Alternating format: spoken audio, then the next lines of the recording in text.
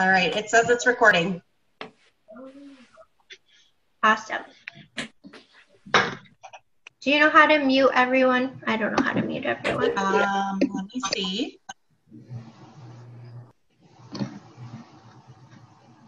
Did that mute everyone? Nope, they're all saying no. Okay. Do you want us to mute ourselves? Why don't you go ahead and mute yourselves? And then, of course, if anybody else joins on, we'll ask them to mute themselves also. Perfect. And then maybe we can start by doing a brief, just keep it brief, intro to who we are and why we are so passionate about supplementation in the world of mental health. You want to go first since you're our research queen for the night? Okay. Sure, I will go first.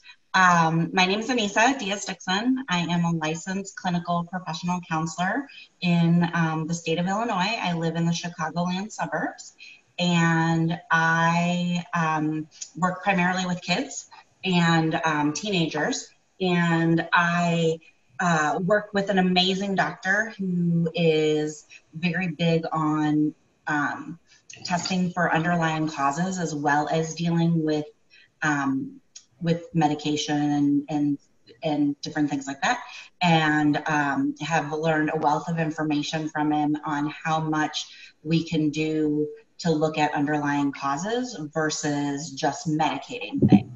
So I have a real passion for that. I also have a real passion for it. I have a 15-year-old son who has, hey Sharon, I have a 15-year-old son who is on the autism spectrum and has epilepsy, and we've been through the ringer with trying to find the right combination of medication, things like that, treatment strategies, what have you. And so one of the things that we've done a lot of is supplementation.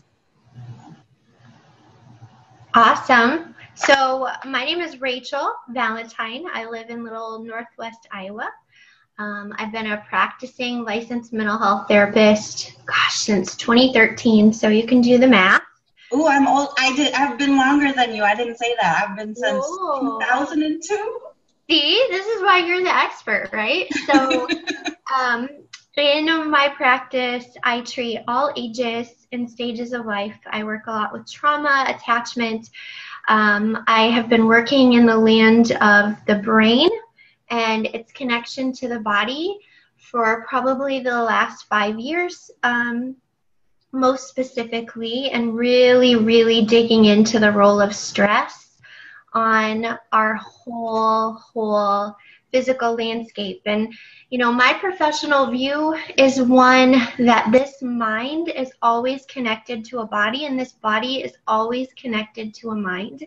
And what happens in the body always impacts the brain, and what happens to the brain impacts the body. They're not these part and parcel separate entities. They always are in communication and impacting one another, and that is a huge part of what I do in my practice, is helping people to understand how to become advocates for this one brain that they have, and how to take care of it in ways that are not as complicated as what they think. Because I think that honestly we've all been kind of sold this bill of goods that says there's this one way to take care of our brain, and that's, you know, if you're struggling, or somebody that you're struggling, that you love is struggling with mental health issues, depression, anxiety, ADHD, whatever it is, that it's most often in my practice, because I'm not as fortunate as Anissa to have this wonderful doctor, that usually the first line approach for doctors is medication. I'm not anti-medication. However, I am very much a staunch advocate that there are a whole host of other things that are just as effective in some cases, and sometimes even more effective than medication. And so a part of that toolbox is supplementation, but it's not the whole thing. Like, I just want to put this disclaimer out there right now. No one on this call should think that if you take any one of the supplements that we talk about tonight, and you don't take any other consideration or use other tools for personal wellness, it's not going to be a magic pill. There is no magic pill. So we're just going to dispel that. Prozac.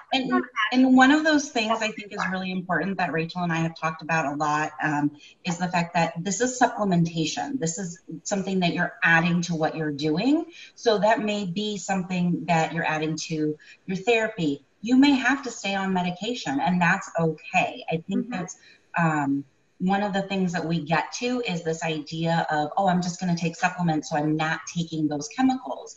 But there are certain things that are actual chemical problems within the brain that you do need those medications for.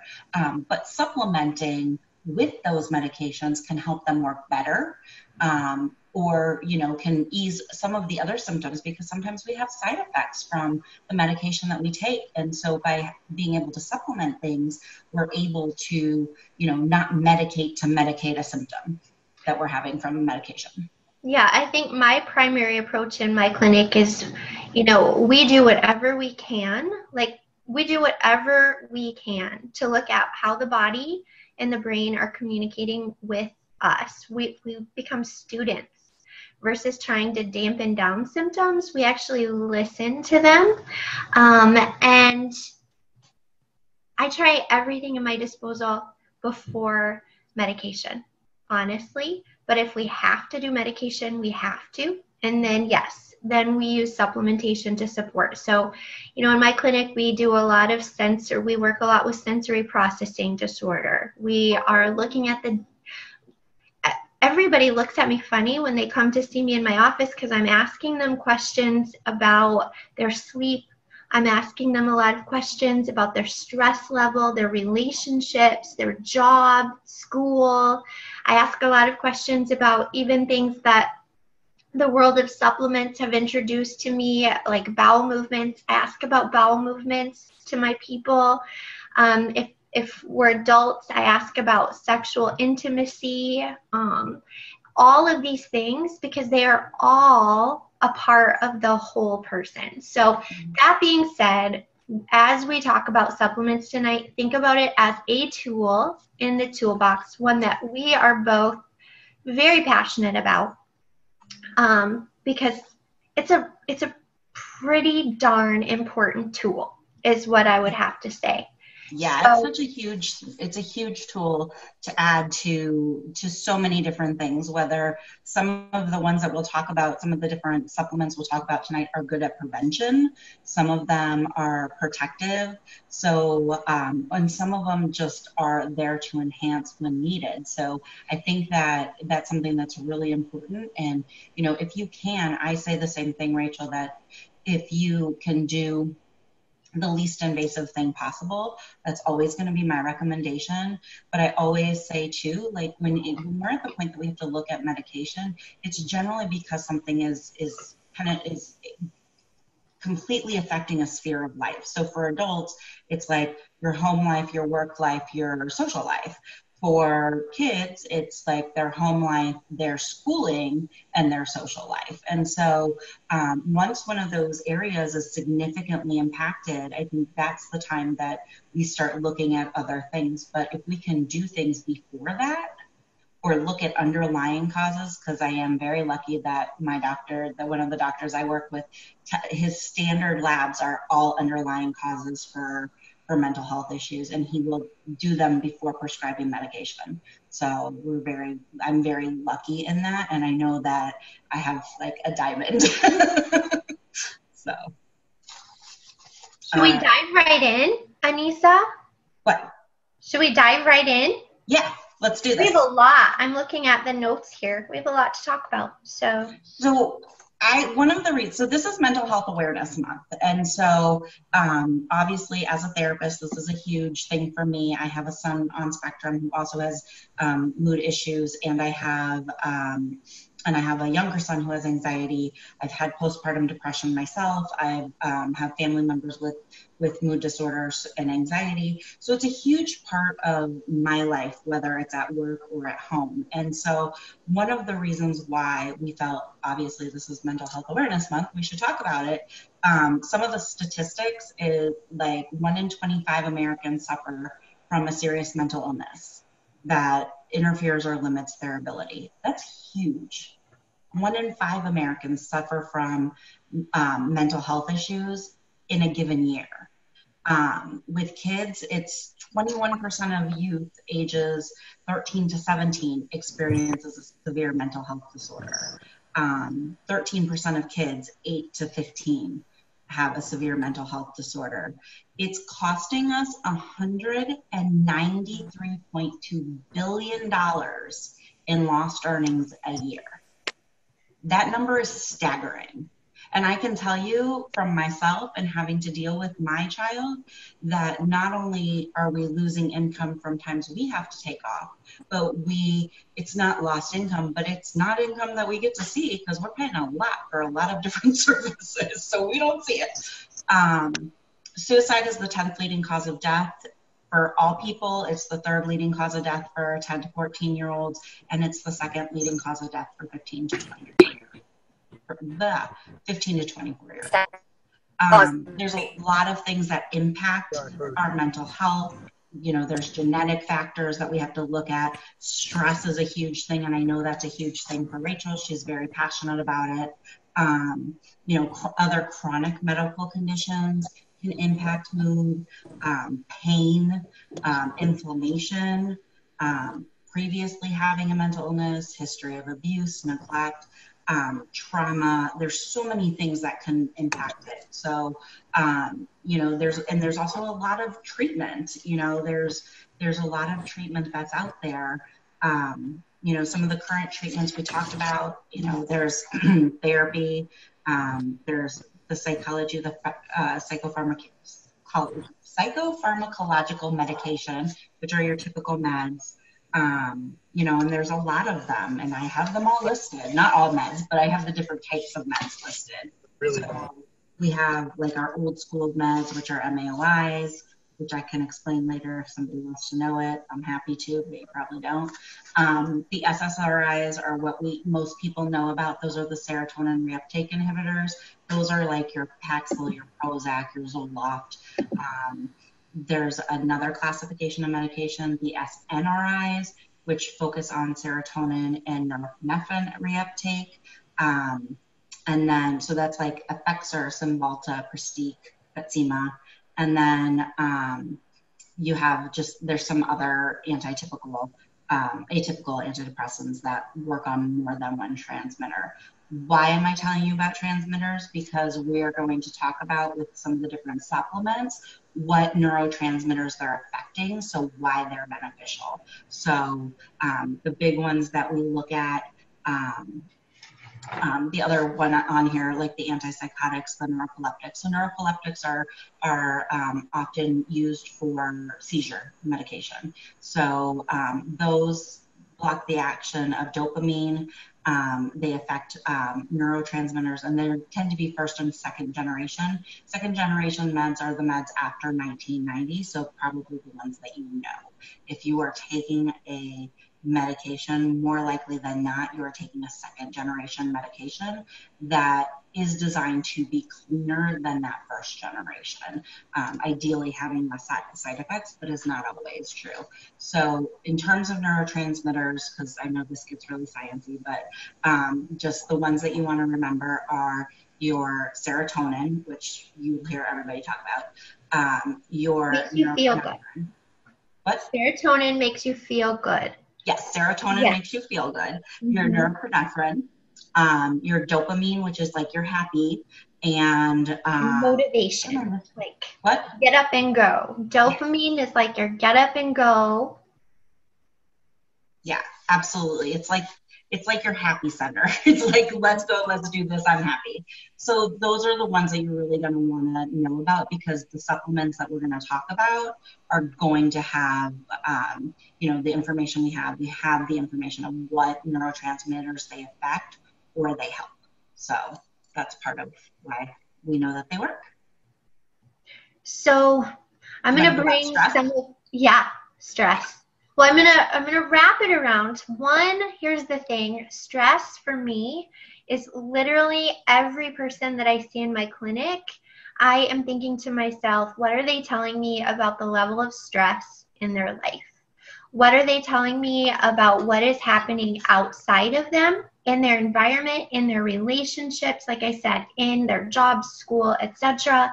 They're also telling me about the level of stress that is happening inside of them, not only with their thought process, but also just how is their body functioning in their world. So, for instance, if I'm working with a kiddo, maybe who has sensitivities, sensory sensitivities, or is on the autism spectrum, what they're telling me is that their brain is constantly in a state of fight, flight, or freeze, which is a release of stress and stress hormones such as cortisol and adrenaline or norepinephrine. But you know what? It's not just in my clinic, right? I can go to church. I can meet people at the grocery store. I can look in the mirror. I can look at my own husband and my kids. And I will tell you that the way we live life, not just the Valentine household, but the way we, just Americans, live life, we are under a chronic level of stress. And many of us are at a level where we can tolerate it. We haven't maxed out our stress threshold. That doesn't mean that we're healthy. It means we haven't met our max capacity. Most of us, I think, are teetering close to max capacity. And I'm going to talk to you a little bit about what that might look like, because I know that that was me. I didn't identify that until I actually started feeling better. I didn't know how bad I was feeling because I was just in survival, and that was normal to me. And I have this internal sinking suspicion that most people are functioning in just a state of survival. And what happens when you reach your max threshold of stress is your body is the first line of defense that is going to start talking to you, telling you, pay attention, sister, because you're going to get sick. You're going to get sick. You're either going to get head sick, you're going to get body sick, gut sick, you're going to get sick.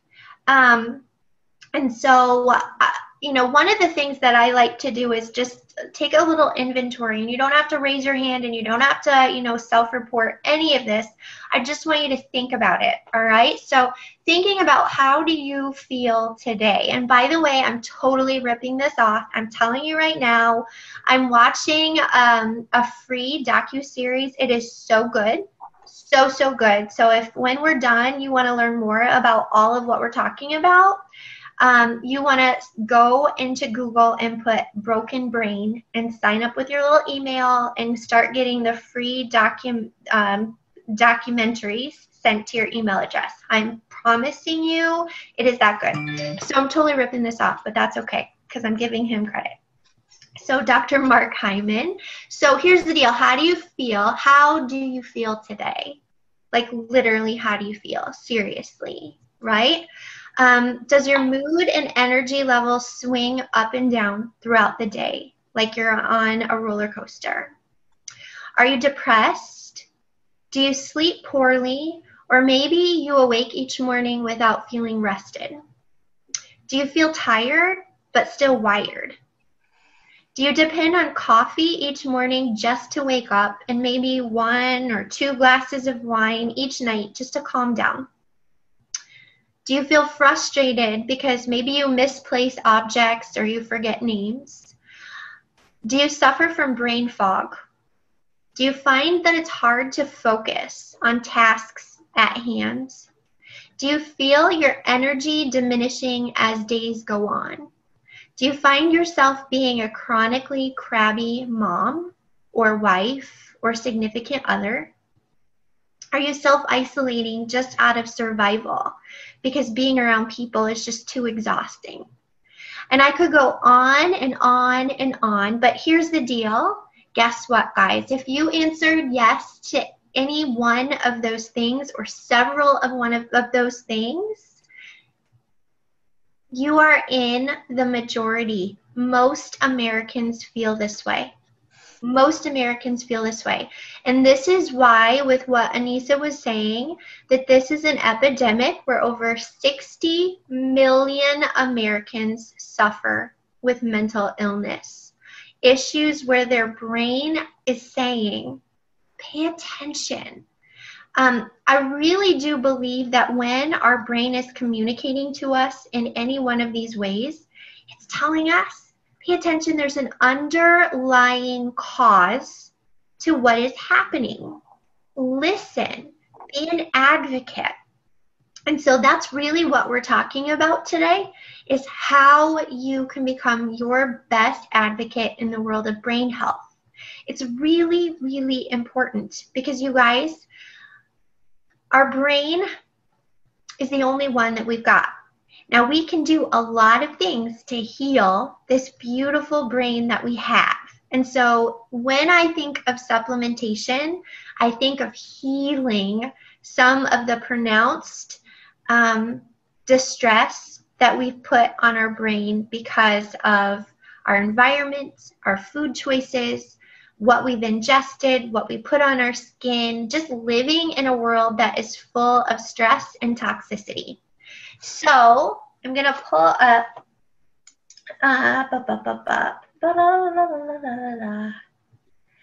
you want me to go ahead, Anissa, and talk about some supplementation? You want me to start? Yeah, you can.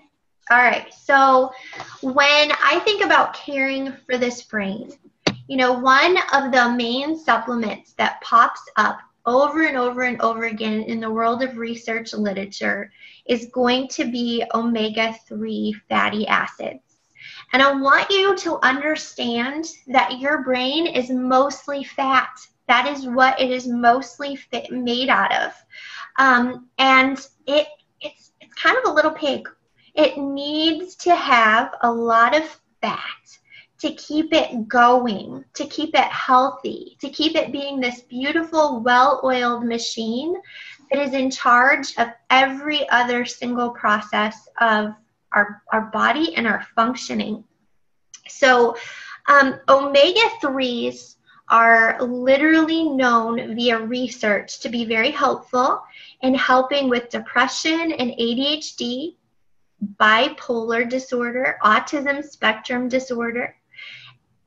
It acts as a form of protection against depression and other mood disorders, even schizophrenia. You guys, I last year had the ability to become a certified brain health coach, which may not mean anything with the Daniel Amen clinics. Dr. Amen is one who does SPECT imaging scans. So he actually takes scans of the brain in real time to see what the brain is doing on a functional level when it is active and when it is at rest.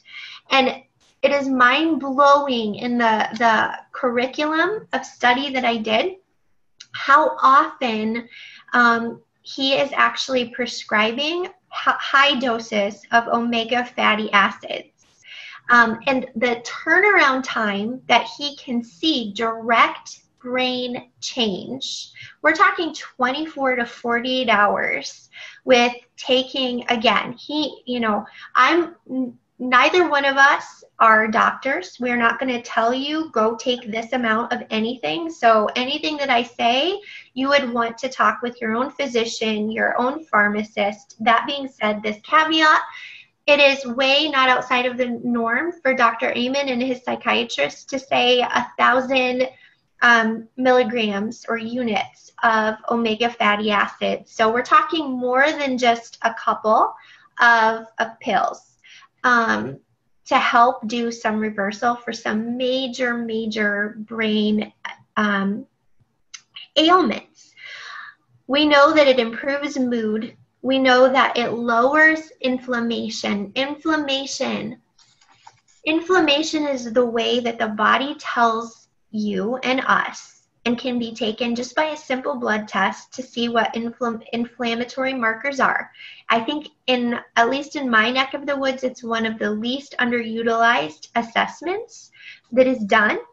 It really gives a picture of how much the body is fighting within itself, whether it be fighting infection, having to really work on immune health. What we know is, especially in patients who struggle with depression, that their inflammatory markers tend to be much higher. When cortisol is high, and cortisol is a stress hormone. Remember what I said, chronic stress releases cortisol. And when cortisol is high, inflammation usually follows. Mm-hmm. This is important, guys.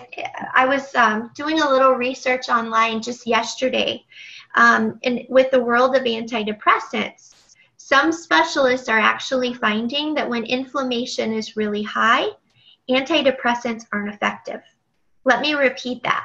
When inflammation comes back very high within the body, these functional medicine doctors and specialists do not prescribe antidepressants because it's ineffective. They focus on decreasing the inflammation in the body first.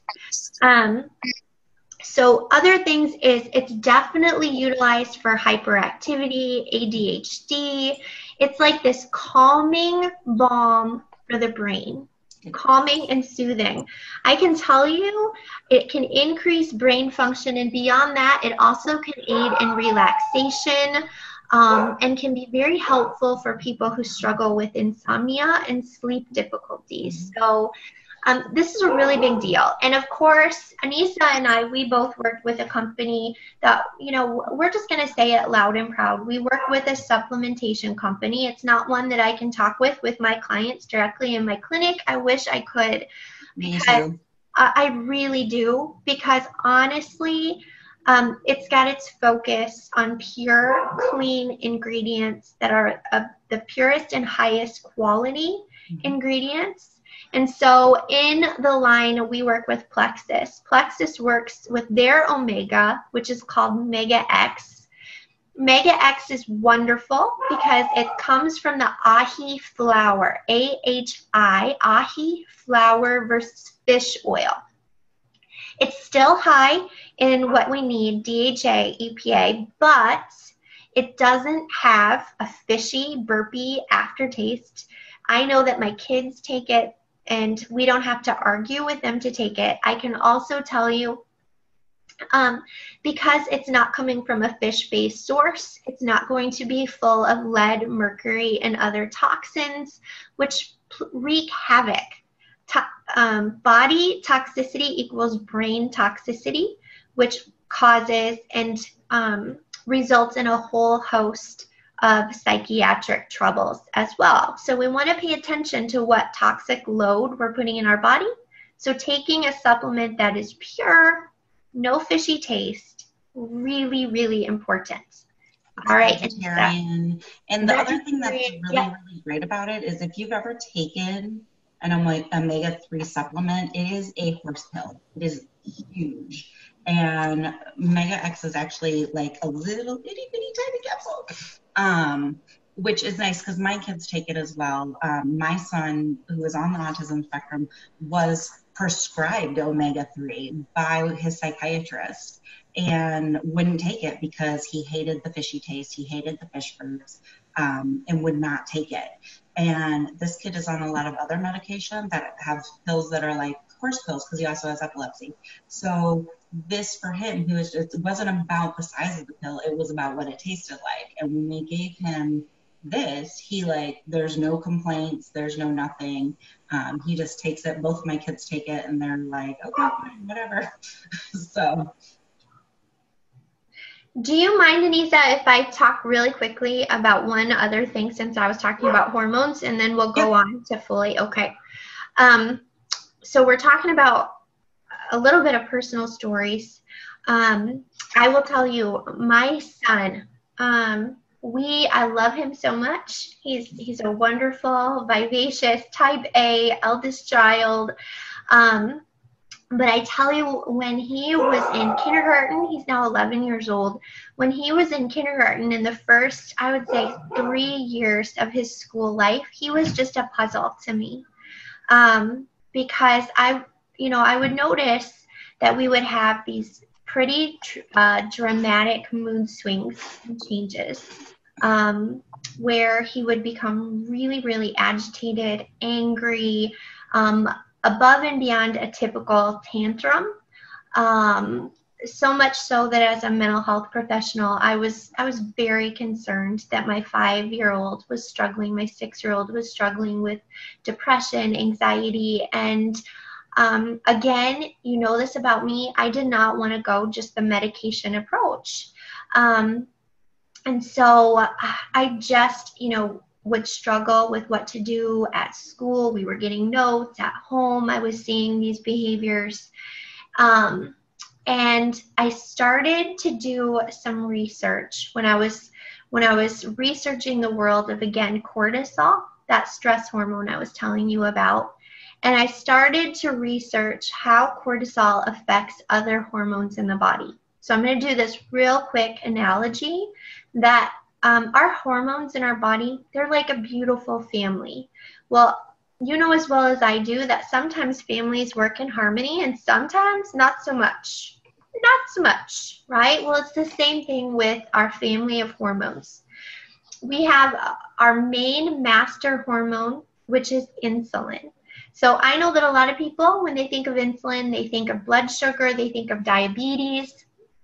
But insulin is so much more important than just folks who are struggling with things like diabetes. Insulin impacts every single one of us. In fact, it's the master hormone for our brain, which isn't hard to believe when you think of, again, how important and how much energy our brain requires to function. And energy comes from the food that we eat and its conversion with our blood sugar. Well, what the research started showing with this hormonal connection is that when cortisol is in abundance, right, when it's overly being released into the body, into the bloodstream, that then it automatically has a direct impact on our blood sugar.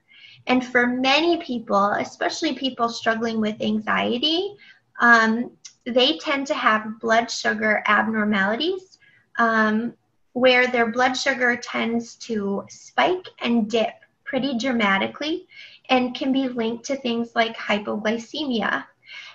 I can tell from my clinic when I ask about mood variability throughout the day. I have so many clients of all ages who say, in the middle of the afternoon, usually around 3 o'clock or 4 o'clock, they become really crabby. They even get a little bit shaky. Even sometimes can feel heart palpitations, they just feel like anxious. And from those who have panic attacks, they feel it's almost like that verge of feeling a panic feeling. More often than not, that mid to late afternoon has to do with a drop off in blood sugar. And so this was huge for us, because what happened was I started noticing that when I gave my son some protein, a little carbohydrate, and some fat, when he was having one of these episodes, the episodes that went from lasting 45 minutes to an hour literally shortened to about 5 to 10 minutes. I noticed that his skin, when I touched his skin when he was having one of these episodes, would be really clammy and cold, sweats to the touch, glazed over facial expression if he wasn't crying or screaming. And as soon as I would give him this snack, the blood sugar would pop back up and he would be like a different kid. And what I noticed is when we started giving him a supplement with chromium, that started keeping his blood sugar stable all throughout the day. we'd no longer had these mood episodes. In fact, other things that I noticed was that he slept more soundly, so his night terrors and waking up and having sleepwalking episodes completely went away. Blood sugar is no joke. And it is something now that when people come to me with anxiety symptoms, I'm really, and honestly, all mental health symptoms, I'm asking them about their food intake, how much sugar they eat, how much carbs they eat. And if they tend to be of chronic stress and anxiety, we tend to be looking at what can they do. If they're looking in the line of supplements, what can they do? And that's where we talk about our, well, I don't talk about it with my clients, but in my life, the Plexus Slim, the Plexus Pink Drink. And I think people tend to think, gosh, Plexus Slim, that's about weight loss. For me, it isn't, honestly. For me, the Plexus Pink Drink is about hormone balancing and blood sugar balancing. If you could do me a favor, I'm hearing some sound feedback. So if all of you could make sure that you're on mute, that would be really, really helpful because we're recording this and it just helps cut down on the audio feedback. So that's another quick part is blood sugar has a huge, huge part to play in the world of brain health. Anissa, did you want to talk about folate? Sure. So I'm going to talk about folate. And I'm going to kind of mix it with B-complex vitamins because they work synergistically together. So they work together in what they're trying to do. They increase dopamine. So remember dopamine's that like happy, like get up and go. They help with mood and sleep. There's a blood test you can do. It's called a homeocysteine level test to find out how much you have in your body. Higher levels of it can be linked to different issues, and I'm going to talk about one of them. It helps also with increasing the formation of serotonin. And one of the reasons why we talk about folate a lot, if I can find my words, because I'm moving all around. One of the things that we talk about a lot with folate is, and you may hear a lot in different groups, is this MTHFR gene mutation. We're not swearing, although when you have it, you could feel like you want to. But it's a gene mutation, or it's the MTHFR itself, the gene. It's an enzyme that adds the methyl group to folic acid, making it usable for the body. So it produces the enzyme, and the enzymes are really important because it converts to homocysteine. It's converting homocysteine into methionine. I probably pronounced that wrong, but the body needs that for your metabolism and for muscle growth. So when you have the MTHFR gene mutation, which almost half the population does, it impacts your ability to do that. People with the gene mutation have trouble eliminating toxins from their body. They have to avoid synthetic folate in supplements and food, or not folate, sorry, folic acid in supplements and food. And sometimes you have to watch folate too, because folate is, just because it's folate doesn't mean that it's methylated folate, and methylated folate is really what our bodies need.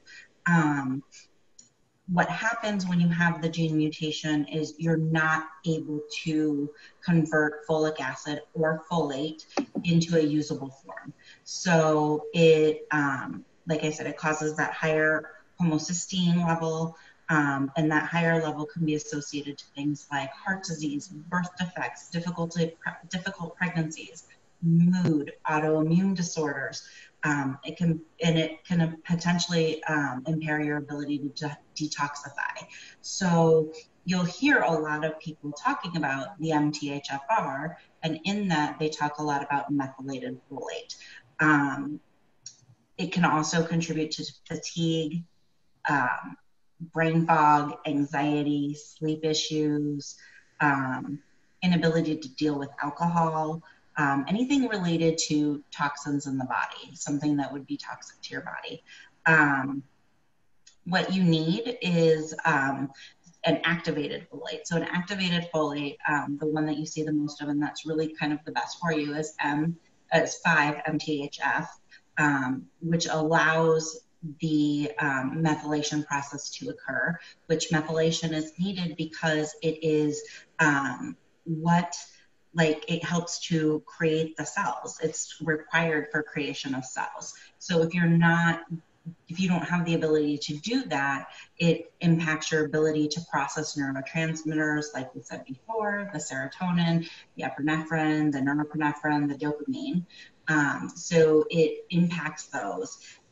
It also impacts the ability to create immune cells, to process hormones like estrogen, and to produce energy. So, and stress, as we were talking, stress inhibits this. It makes it difficult. So if you have the MTHFR, which a lot of people do, like I said, and even if you don't, your best method for treatment is the methylated folate, the 5-MTHF, and methylated B vitamins. And one of the biggest thing is becomes the issue is B9 becomes the issue for people with the MTHFR.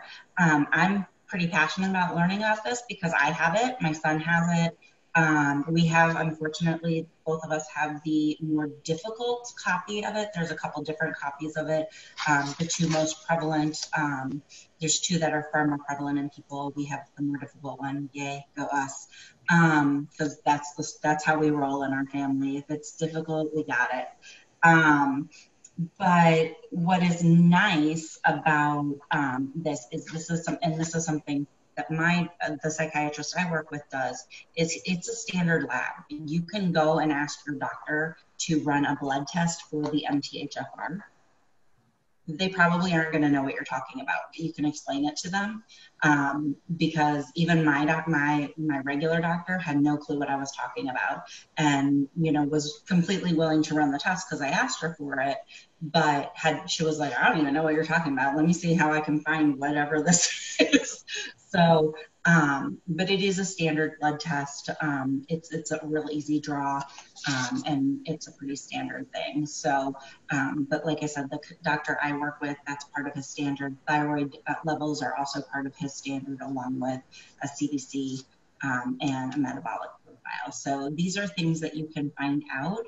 But regardless of whether or not you have that gene mutation, folate in a methylated form, regardless of who you are, is going to be the most soluble in your body. So it doesn't matter if you have the gene mutation or not.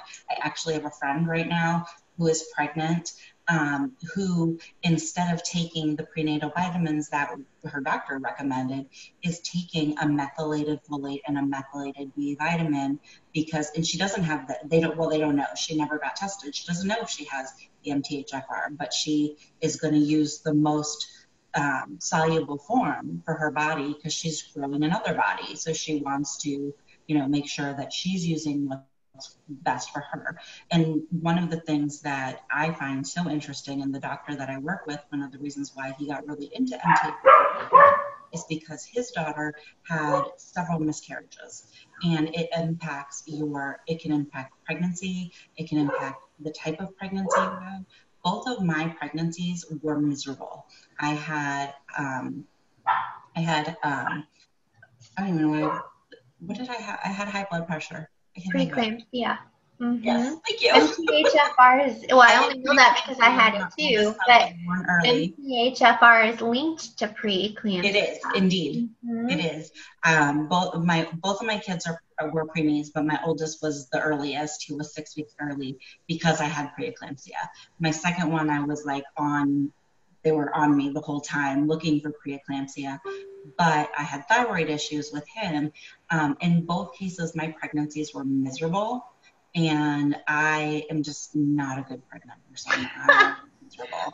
So, as much as I love my friend, I have friends right now who are struggling to conceive. There is no way I would ever volunteer to do that again. As much as I love them, I would love to, but it would be bad. So I'm just not a good pregnant person. But that was part of it, because during both of those pregnancies, I was pushing my body full of toxins. Yeah, with folic acid. Mm-hmm. Because it's folic acid that they say to use. So I was pumping my body full of toxins. This is so important because if your doctor doesn't know this, like for a while I was having my clients go and have this test done, and they were coming back that they had this. And many of the area doctors were just saying, well, you should take more. You should take higher doses of folic acid, which is exactly what you would not want to do because that adds to the toxicity. And, you know, I can't underscore what Anissa said enough. Folate is responsible for the building amino acids. Amino acids are the building blocks to cells and neurotransmitters. So please hear this. Like 50% of our country, because they have this, are not able to convert and make the neurotransmitters that we are talking about, like serotonin, dopamine, etc. And not only that, but they're building up this toxicity, which again, remember, toxicity equals the brain being sick. Okay, so this is a huge, huge deal. Again, you know, we can shout loud and proud because when you find something, and for example, I have seen people when they started taking the methylated form of their B complex, their B vitamins, that they started to notice a dramatic, you guys, some people notice a major change in energy, mood, just how they feel in a very short period of time. When their body starts getting what it needs, the turnaround can be, I mean, I have one woman literally that had chronic depression for years. She started taking her methylated folate, and she felt dramatically like a different person. Now, I'm not saying that that's the case for everyone, but I am saying you really can't go wrong with taking methylated folate because most people don't know if they're one of that 50%. Most people don't do. And you can have a blood test called a homocysteine level that will tell you whether or not you have too much folic acid in your system, whether or not you're not converting it. I do want to quickly go through some of these other ones because we have like 12 minutes left. All right. Maybe we'll pick and choose. We have a long list. We can restart, but I would rather kind of try to get wrapped up. Yes. So the other big ones that we see are the it's a blood test, Nicole. It's homocysteine. I'll text it to you, but it's a homocysteine level. It's a blood test. You can ask your doctor to run a blood test. 5-HTP is something that it's 5-hydroxy-L-tryptophan, and so tryptophan is in turkey. That's what makes us sleepy after Thanksgiving. It's one that decreases. It decreases dopamine, it converts to serotonin, it's been used to treat insomnia, depression, ADHD, and in terms of plexus, it's in our accelerator plus, which is why people will say it's a natural mood enhancer. So we do have it in that. You know, it's something, if you are taking medication though, it's something you want to talk to your doctor about because it does, you know, it's converting the serotonin, it's helped building the serotonin. So if you're taking a serotonin reuptake inhibitor with that, some doctors will recommend against it. I can speak for myself personally. My psychiatrist was like, go for it, have fun, take it. If it makes you feel better, great. Low levels of D vitamin are linked to depression. Calcium is linked to stress reduction. One of my favorite supplements ever is magnesium. Magnesium is amazeballs. Or as one of my clients says all the time, it's the bomb.com, just in case you didn't know that. So with magnesium, it increases your dopamine. So it's good for, increases dopamine. It's been used for sleep It's been used for muscle relaxation. Most of the general population is accelerator. I don't know what the question. Yes, 5-HTP is an accelerator. Sorry, I didn't see the question. It's an old home remedy, so it's been used for years. It's an old home remedy for depression, anxiety, headaches, insecurity, irritability, and even psychosis. Deficiencies have been linked to depression. The thing about magnesium that's so important is magnesium hangs out in the synapses between two neurons. So what that is that's the space between where the neurons fire. And why that is important is because you want your neurons to fire appropriately and not get blocked, not work. And so it's also, it guards against the receptor for, it guards against the NMDA receptor, which doesn't allow, it can ultimately, I'm going to not be so technical, ultimately it can lead to damaged neurons or cell death. So you want that magnesium to be there because it's blocking other things from getting past in the transmission in that synapse. It's again, it regulates stress hormone. I know we keep coming back to stress. It's a huge part. It's a huge epidemic in the world, but definitely in the United States. We are under way too much stress. So, and then it also, I can't even talk tonight. I'm losing my mind. It creates a blood-brain barrier for the entrance of stress hormones. So like Rachel was saying, when we focus on what's going into our brain, how are we protecting our brain?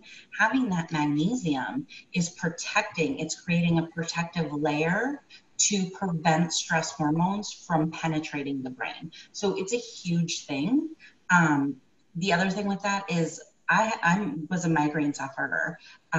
Magnesium is something that they immediately will say to use if you have migraines. We were talking about pregnancy, preeclampsia. You know what they give you when you go into labor? Magnesium. That's what they give you. Let's slow this down. Because it decreases those symptoms.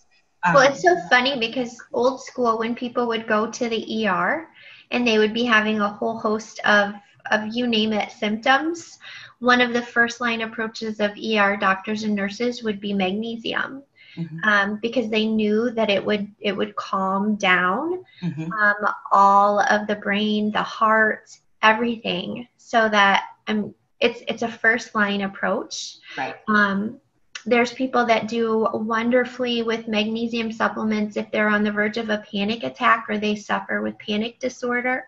Mm-hmm. Magnesium is known as the chill pill, the natural chill pill. Yeah, there's articles that are written by psychologists who actually literally the article is magnesium, the natural chill pill. So there's a ton of research out there, and it's something that I think is so fundamental that we can be doing for ourselves. Well, and it's kind of like this. People think, how do you know if you're magnesium deficient? Well, it's tricky because it's not going to show up in a standard blood test. Right. Magnesium deficiency, but if you live in America, magnesium deficient. You probably are magnesium deficient just because of the properties of our soil, and a whole host of things about how our foods are grown. So, really, truly, one side effect or benefit of magnesium, though, to be aware of, is that it can cause diarrhea. If you are constipated, go for it because it will make you feel better. If you are not, because let's face it, Rachel and I, we like to talk about poop. It's just a part of life. We also have boys, so there's a lot of poop stories in our house. Poops and farts, that's what we talk about at home.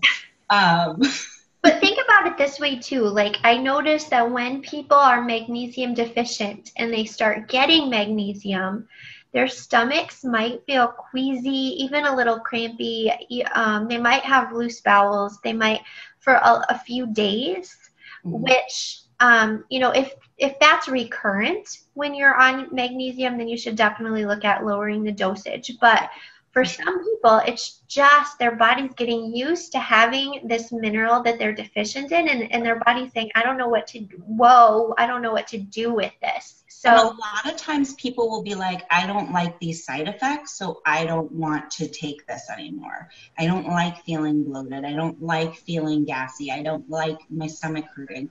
But we always have to remember, regardless of what we're dealing with, we did a lot to our bodies to get to where we're at. So it's going to take time. It's not like you're going to take magnesium and like tomorrow you're going to be like, I'm perfect. It doesn't work that way. Although it might work. It did for me. Like, I struggled with irritable bowel, and I think that BioCleanse, the magnesium, was a game changer for my irritable bowel. So just saying, it did make a dramatic, quick difference. But for my son too, my son was horribly constipated, which is very common in kids on spectrum, and he didn't even know what it meant to go to the bathroom every day. He thought he was like really weird, and I was like, no, that's just called normal. So it was a big thing. Hey, Anissa, we have like 3 minutes. I know. Let's tackle probiotics. Yes. Which are psychobiotics. Did you know there was this fancy term for probiotics called psychobiotics?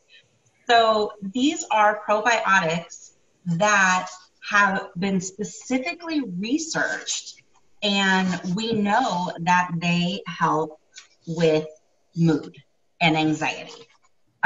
So we know that there's like 9 that are like the most common, that are literally, their classification is not just probiotic anymore. It's called a psychobiotic. But the biggest, I'll just go through them. Most of these are lactobacillus. I guarantee you that I will mispronounce things. You're going to sound like Harry Potter. I'm sorry. Every time we pronounce the probiotics, it sounds like we're in Harry Potter world to me. So if I giggle, that's why. So go on. Yes. So Lactobacillus rhamnosus. You know what? I will just type own it, and he said just where somebody can get it. Mm-hmm. It lowers anxiety. It reduces, and it's been clinically shown to reduce OCD in mice, and has been as effective as fluoxetine, which is Prozac, right? Yeah, that's what I thought. Bifidobacterium longum. So for those of you who use Plexus, this is in ProBio 5 and in Vital Biome. So it's used to treat depression, obsessions, compulsions, paranoia, anxiety. It reduces cortisol. Again, stress hormone. And that's in both of those supplements that we have through Plexus. You can find it in an individual supplement as well, if you're looking for it. Lactobacillus plantarum. I feel like I need to wave my wand. And, Lactobacillus plantarum. Reduces anxiety. It lowers stress hormone levels, and it reduces inflammation. And that is another one that is in ProBio 5. Which is amazing. So I was really excited when I did this research to see how many of these Plexus has incorporated into its 2 probiotics. So let's see. Lactobacillus helveticus, it reduces cortisol, is anti-anxiety, decreases paranoia and obsessive thoughts, decreases neuroinflammation, so brain inflammation, increases serotonin, and it is in Vital Biome as well. Lactobacillus reuteri is anti-inflammatory. Not all humans make it, or they are often really low in it. So it's not something that necessarily, like most probiotics, most of these are already in our gut system. You may not have this. It's often found in breast milk, some meats and dairy product. It was one that I could not find to purchase. Lactobacillus casei, we'll go with that, is an antioxidant. It's anti-inflammatory. It decreases anxiety, and it's good for fatigue or digestive issues. Lactobacillus fermentum reduces inflammation. It reduces psychological symptoms that are brought on by antibiotics. So if you're on an antibiotic and you have an increase in anxiety, that is a probiotic that you want to take. Just make sure you take it at a different time as you take your antibiotic, because you're canceling each other out when you do that. And that you can find in a lot of fermented foods or fermented drinks, which Nicole likes. I know this because I know this about her, but I'm sorry, they're gross. You're talking about kombucha. Yeah. Bifidobacterium breve reduces anxiety. It's good when anxiety impairs your cognition or interferes with your ability to complete tasks. We do have Bifidobacterium longram is in ProBio 5, and lactis is in, I believe it's in Phytobiome, but I might be wrong on that one because I just wrote it sideways.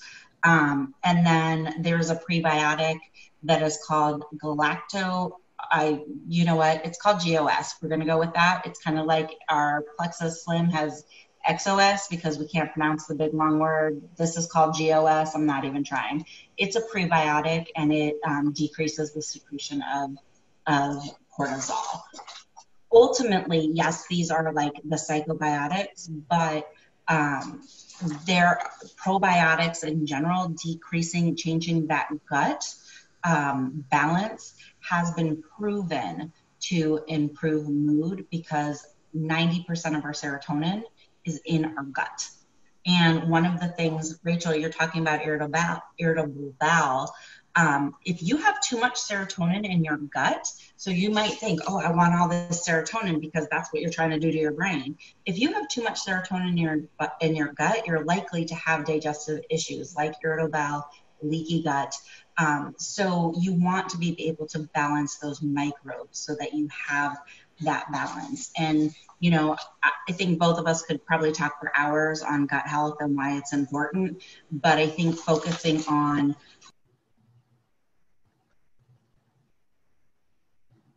Yeah, you lost sound. I got muted. Yeah. I don't know what. You know, okay. For I me, think if I had an incoming phone call. Oh, like for me in the world of gut health is I'm just a very much believer anybody with any form of illness should be focusing on getting their gut well and healthy. Whether that's mental health, that's physical health. You know, thousands of years ago, Socrates would talk about how the cornerstone of health was the gut. And somewhere along the line, we thought we knew better, and we started really focusing and thinking that bacteria is bad and we need to kill all bacteria with antibacterial soaps, and bacteria makes us sick. When really, truly, the largest part of us is bacteria, and it works for our health. You think about when a baby is developing in the mother's womb, the brain and the gut are made from the very same tissues before they individuate. And so there is this direct link in memory, this synaptic relationship between the gut and the brain. In fact, many neuroscientists are considering the gut and the brain to be one and the same, that they are one organism because they complement and they coordinate so fully together. And so, and if you do research, you may find that they call it the second brain. They call your gut the second brain because the transmission of information from your gut to your brain about things like inflammation, your flight or fight response, your stress level, impact directly your mood, your fatigue, and don't we intuitively know that, right? Because you notice when you're stressed, where do you feel it? You feel it in your gut. You feel the butterfly sensation, or you feel nauseous, or you have loose stool, or you have to use the restroom, or you're constipated. Like we feel emotions in our gut, and we always have. And so finally, we're starting to recognize we really have to take care of this. And you know, this is where within the world of Plexus, the ProBio 5 for me is one that every person should have. Absolutely. Every child should have. I mean, I know we have to be careful because it's not marketed, but honest to goodness, anyone who has ever, I mean, please hear me, if you have ever been on an antibiotic, I don't care if you were 1 year old when you had it or you're 40 years old and you were on it, you need to be on a probiotic to do the repair of what that antibiotic did. Yeah. So and it can take up to a year to replenish the good bacteria that a probiotic would knock out. So it's really, really important in terms of that gut health and just your overall, good, because we have great bacteria in our body and we want to try to keep it there. And, but that is something definitely, if you've been on an antibiotic, it's something that is there. And we're really lucky with Plexus because they make amazing products. And yes, we have specific products that we only have one that's marketed towards children, but they changed it in the last 7 months. And now it has probiotics in it. So it really, in terms of children, we're really lucky it's coming from a Plexus standpoint in what we have. And so, and like Rachel said, I agree, the Probio 5 is my favorite by far that we have. Favorite product, hands down. So for the sake of time, because we're over, we're going to potentially stop.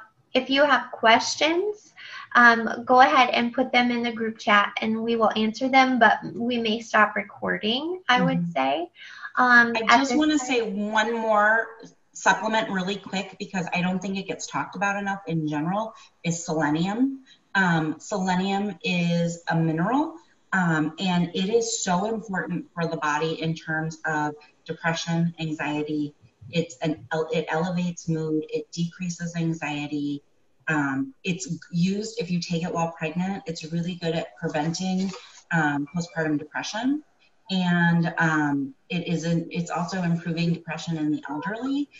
So it's a huge thing. Also for those of you who maybe are into kind of what is currently the big fad diet-wise, the keto diet, ketogenic diet, selenium is a mineral that you will be deficient in. When you are on the ketogenic diet, you need a selenium supplement because you don't get enough of it in the foods that you eat. And I can tell you, I know that for a fact because my son's neurologist, we discussed the possibility of using keto for him. It wasn't a good fit for us, but it was something that we talked about because his psychiatrist put him on selenium when he was struggling with mood during seasonal affective type mood issues. So it is something that is really under talked about. We're really lucky, again, product wise, it is now in our X Factor Plus. So it's really great and it has the daily allowance, which is 100 milligrams. So it's really, really great. So yeah, I just want to make sure we touched on that because that's another one of my favorites. So like I said, we are going to stop recording, but if you have questions and you want us to answer them, I know this can be very overwhelming, but really it doesn't have to be. We can talk about, part and parceling, any question that you might have. We wouldn't answer it as your therapist. We would just answer it in a more general way, but we certainly are open to any questions. And if there aren't any questions, then we'll end for the night. And thank you so much for your time. So and I'll turn off the recording. I'm okay. I have a few minutes. If somebody has a question, I can hang on. But I'll turn off the recording so that then that questions and stuff isn't in there. All right. All right. So I'm turning it off now. Okay.